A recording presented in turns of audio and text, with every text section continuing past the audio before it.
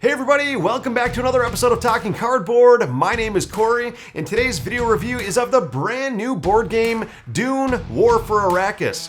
Spoilers, this may be my new all-time favorite 1v1 dudes on a map style board game of all time. So let's get right into it.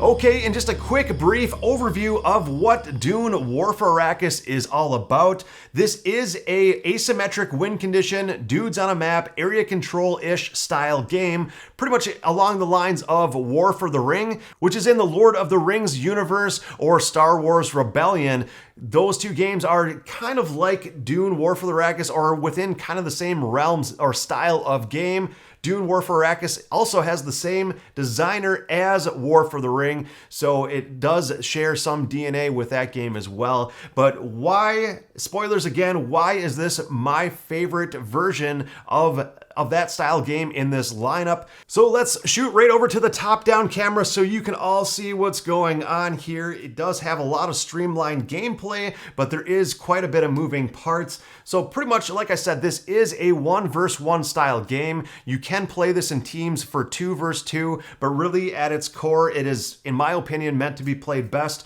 1 versus 1. One player takes on the role of the good side, the Siege Tabar, the House Atreides and Fremen allies in the Dune universe, and the other player is taking on the Giddy Prime, which is House Harkonnen, the Corino allies, pretty much the bad guys in the Dune universe. So it's a classic example of good versus bad. So I want to start with the good side here first, but overall, the way that these two factions are run the same way. You are rolling out a handful of dice at the beginning of each round and placing the dice faces on different parts of the player board. And depending on which dice face are rolled and where they're placed on the board, dictates what actions you can do on your turn. Same thing with over here in the Harkonnen side. Whatever dice faces are shown are what actions you get for that round. So right there off the bat, it does play into some fog of war style gameplay where you can't just do any and every action you want to do every round. The dice dictate what you can do.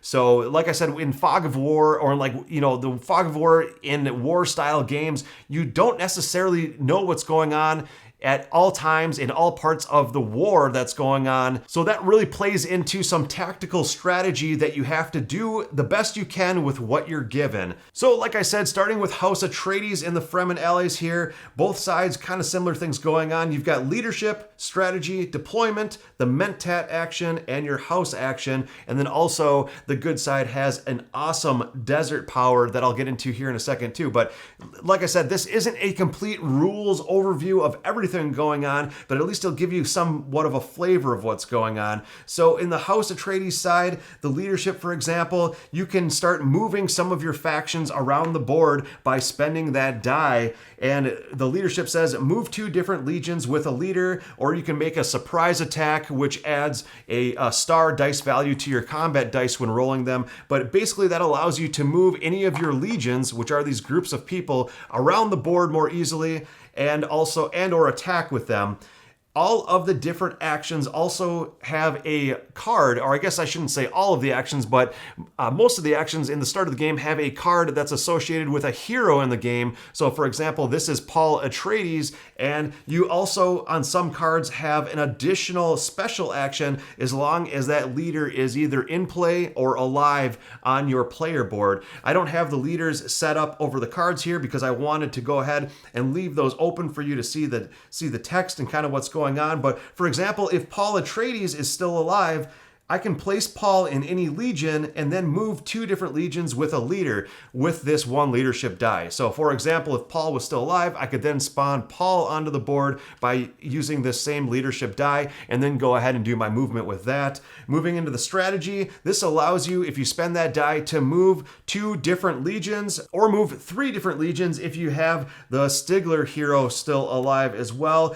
Or you can attack with a legion. So the strategy die allows you to attack And like I said, some rounds you might not have rolled the strategy die, so you might not be making any attacks unless you have a specific card in your hand. There is some card play involved as well that do some really cool, unique things depending on what's in your hand. So that can kind of manipulate and change the rules and the flow of play as you get different cards as well. There is a deployment action where you can literally deploy, at least on the good side of things, deploy more deployment tokens onto the board that stay hidden until you reveal them or until those are attacked. So that is literally how you deploy more troops onto the board, where you've got these camp locations that you are trying to protect. I will go into why that is so important here in a second as well. The Mentat action, if you spend a die, this is how you draw more of those planning cards and or play the planning cards. Also, there is a free action, or I guess I shouldn't say free, but an always available action to both player sides that you can spend any die face, no matter what it is, to play one card out of your hand at any time. So that's always available to both players as well. So the Mentat action, like I said, that's how you draw more planning cards and play planning cards. There is a house action with the Fremen and House Atreides side that literally acts as a wild die that you can use for any other action. So that is really cool. Provides some flexibility with the good faction here as well. What's really unique about the good side here is the desert power, but I'll get into that after I kind of explain and go over the Harkonnen side of things too. So same thing kind of with the Harkonnen side. You've got leadership, strategy, deployment, the Mentat, and your house action.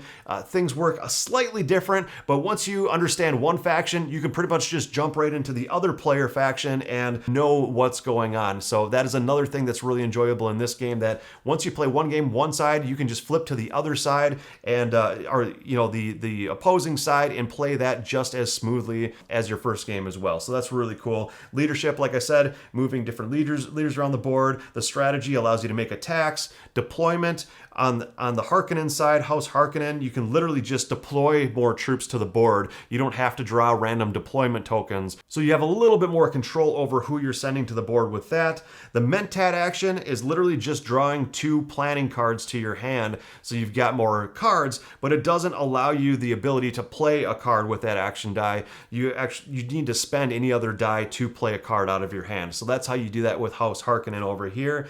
And then there is a house action, whereas on the good side, that is a wild face die. On the bad player side, or on the dark side, it is replacing 2 regular units on the board with 2 of your elite units, so more powerful units, or it is a way to place vehicles on the board, because what is unique about this game as well is both factions have, in a sense, their own way of spawning vehicles onto the board, or if you're on the good side, spawning these huge, massive sandworms onto the board, which are really cool as well. Getting into kind of just a quick brief what's going on here is, yes, you are kind of vying for some area control. There are these little camps that the Harkonnen player are trying to take over from the Fremen allies and House Atreides, that they get points for taking over those camps, and the points are displayed here right on the tokens, anywhere from 1 up to 3 points on the evil track. And if the House Harkonnen bad player can get to 10 victory points in that way, they win the game. So essentially, House Harkonnen is just trying to overtake the allies and take over their camps to get those points to overthrow what they basically, to control the planet Dune and control the spice. And also there is a spice track going on with the Harkonnen player as well, but I'll get into that in a second. So with House Atreides, the win condition works a little bit differently. You have this deck of mission cards, and each and every round you draw 3 mission cards off the top of the deck, and that will give you some missions to try to go after. And the missions are completely random and give you different goals to try to complete. For example, if this goal here says the Lysan Al Gabe, reveal 2 deployment tokens in the same area as Paul. So if you deployed Paul Atreides to the board and revealed 2 deployment tokens on that spot, you have now completed this mission. It says on the bottom of the card when you actually complete the mission. Some of them say at the end of the round phase. So you have to do that at the end of the round and be controlling Paul in a region by the end of the round to complete that. And some of them activate immediately if you complete that mission immediately. So you just have to be aware of that. But basically what you're trying to do here is, if you look over on this track, over on this side, I hope the camera is picking it up here, but there are 3 different colored tokens for the House Atreides side. You've got yellow, green, and red. Basically, at the start of the game in secret, you drew a win condition card that you are keeping hidden from the evil player for the entire game, and these are your goals to go after. It has different point values for the different color achievements, yellow, red, and green, and when you reach those locations up on the track in those spots, you immediately are victorious. So for example, in this mission, it says, "They sense that I must take the throne," he thought, "but they cannot know I do it to prevent the jihad." And it says you need to be on level 3 of the yellow on the track, level 5 on the track with the red, and level 10 on the track all the way to the top with the green token. And these different missions tell you how many different points you get for each of those colored tokens. So essentially, that is what the House Atreides is trying to do, is just complete these missions each and every round to try to get their tokens up to the specified number of points that they need to be victorious with their hidden overall goal card that they randomly drew at the start of the game. And because it is kept hidden, House Harkonnen does not know exactly when the end of the game is going to happen in defeat against the good player. So that is really neat as well. So that's some of the asymmetry in this game that I just wanted to kind of explain, is that, Harkonnen's just trying to take over these Fremen camps to get up to 10 points. And then the Fremen has some asymmetric missions each round that they're trying to do their own things with as well. So getting back into House Harkonnen with the Spice Must Flow chart, this is kind of a unique thing, and I'll get into the pros and cons here in a second, but it does have a lot of pros with it, but also some cons. But like I said, with the vehicles on the board, that kind of plays into House Harkonnen with the Spice Must Flow chart. And the way that works is that at the end of every round, depending on where your harvesters are located, whether in the deep desert that's touching the ends or the sides of the board, or within just regular desert in one of those inner zones, that'll tell you how much spice they collect at the end of the round, either 2 spice or 1 spice respectively. And you pay spice to try to keep these tracks in check, because if you are not feeding, or if you're not giving enough spice, giving the drug to your people enough, they become discontent with you, and those levels start going down. And as they become more and more discontent, you can actually have some of your action dice locked up as you go to then therefore have less and less actions, but therefore you get to start each round with more harvesters, more ornithopters, and more carryalls to protect your harvesters as well. So kind of a little bit of a tug and war and give and take with that.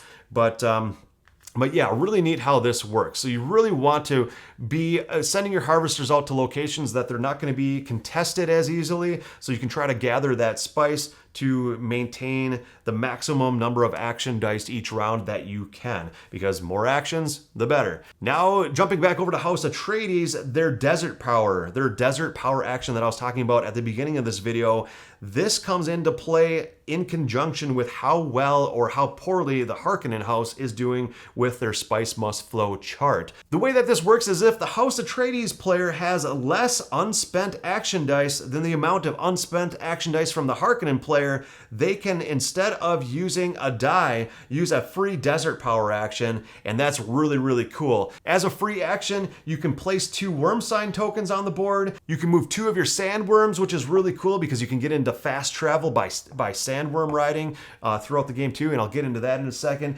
Or you can attack with 1 sandworm. So that is a free desert power action as long as you have less unspent dice than your opponent. That is a free action for you. The worm sign tokens I have in a little baggie here. The way that works is that you are, with 1 action, can place 2 random tokens on the board wherever you want, and at the end of the round you are going to flip all those over, and they have different symbols on it on whether or not a worm is going to spawn. And like I said, I'm not going to get into all the rules here, but different sides to the tokens will tell you whether or not a worm will spawn. Also, you can fast travel, or basically worm ride, sand travel on the worms or the worm sign tokens like using it as a bridge to really fast travel across the map. So for example, if I was using a movement action here with this Legion, for one movement, I could jump across all these worm sign tokens all the way over to those harvesters and try to take them out so that your opponent can't harvest as much spice at the end of the round. So those worm sign tokens are really cool. Same thing with the worms itself. So if you have a worm on the board, and worm sign tokens, for example, for one movement, I can move this entire Legion across all the worm sign tokens, over the worm, and all the way over here, and you can use them to attack as well. Because attacking in this game, you have to be adjacent to your opponent to attack. So for example, if the opponent was here, they are technically adjacent. If I draw a line from any of my worms and worm sign tokens all the way to them, for one attack action, I can attack them all the way over there. And if I overcome them and defeat them in the attack, I can then overtake that land by worm riding on those tokens and worms. So that's the way that the Fremen and House Atreides fast travels in this game. Similarly, with House Harkonnen, they can fast travel with these ornithopters, and the ornithopters, they share two sides or two different regions, and as long as the ornithopter is touching, they go on these little air travel spots here. As long as they're touching the two regions here, any amount of troops in those regions for one action can spend an ornithopter by discarding it and move them 2 spots instead of 1. So that's a way to fast travel with the ornithopters. There's also red lines on the board that might be kind of hard to see, but that's impassable terrain. And by spending an ornithopter, for example, if I were here, spending an ornithopter can also allow me to fast travel for 2 over impassable terrain because you are essentially flying over it. What these carry-all vehicles do is protect the harvesters during the harvesting phase, because if any worms were to spawn where those harvesters are, those harvesters automatically blow up and you don't get to collect any spice from them. But if you spend a carry-all instead, you are essentially lifting the harvester off the surface of the planet to allow the worm to pass, and it misses you, so then you can then land it down freely and still collect your spice at the end of the round. So the carry-alls protect your harvesters. So that's pretty much the game in a nutshell. I'm not going to get into any more details about that because there is a lot going on, but it is very streamlined play. I guess one other thing I'm going to touch up on is there are attack dice when you're attacking, and that's very streamlined as well. There are swords, there are shields, and there are stars. There's only 3 different sides to the dice. The swords are how much attack value you have. The shields are defending against that attack value. And then the stars trigger different abilities from your heroes if your named heroes are on that spot. So just 3 different sides to the dice to really keep track of. The units don't differ a ton. So that's pretty much Dune War for Arrakis in a nutshell in kind of the broad overview. So now let's get into the pros. My first pro for this game is it does take around 2 to 3 hours to play, more on the 3-hour side of things if it is your first game. But my pro for that is it does not feel like a 2 to 3 hour game. This game is fun through and through. You're making strategic decisions throughout the entire game, and time just flies. It feels more like an hour and a half game that takes 3 hours to play because you are that invested in what's going on, what your opponent's doing, what you're trying to do. You're trying to really outsmart your opponent, and then also the dice dictate what actions you're doing. So if you have a bad roll, that also kind of makes it fun because you have to try to work around what you're going to do for that round to get the most you can out of the dice with that bad roll. So really, the 2 to 3 hour gameplay just flies by in a flash.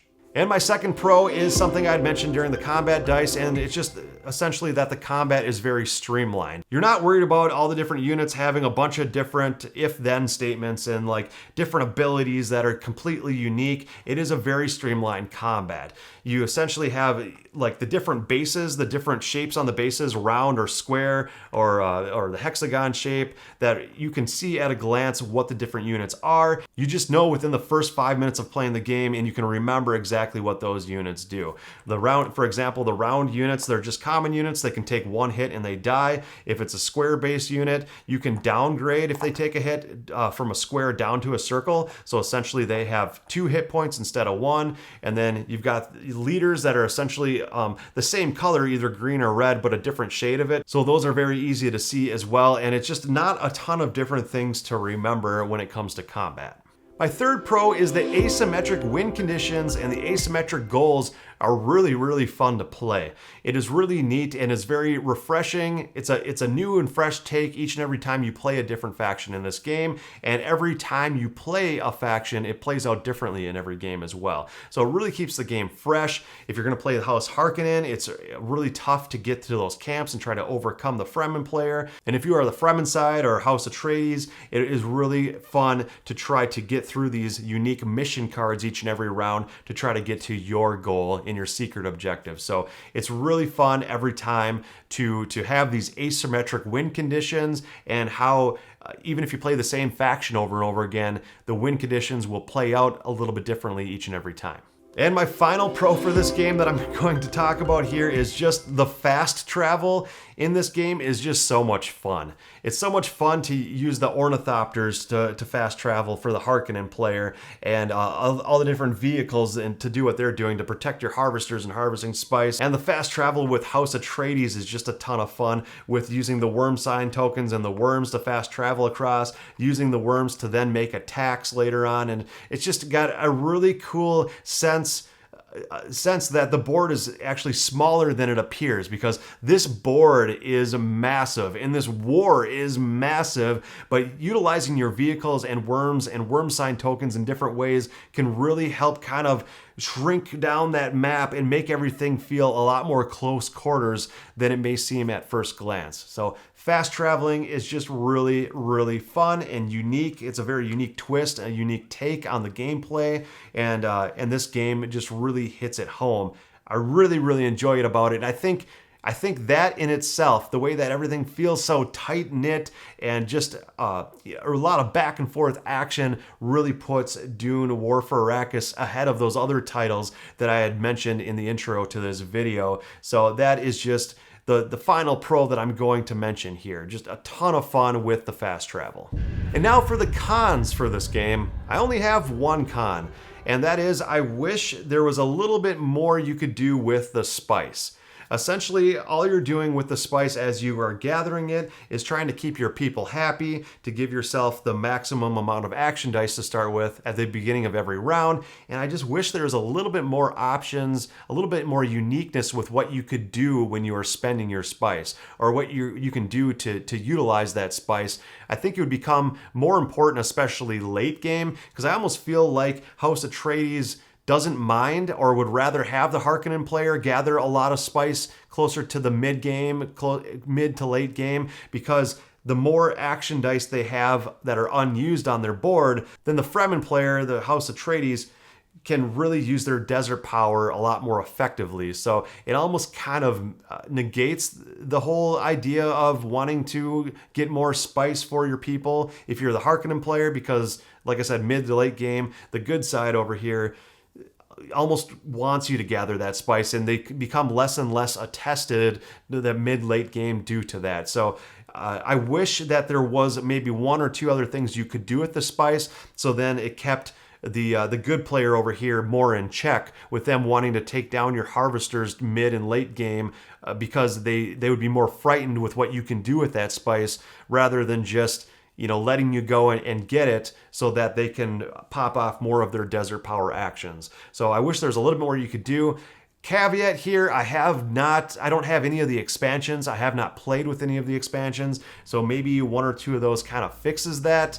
I'm guessing maybe the Spacing Guild, with the way the reinforcements works with that faction, maybe the spice has some play with that. I haven't really looked too much into it, but maybe one of the expansions fixes that. But as far as the base game goes, I wish there was maybe one other thing you could do with spending that spice.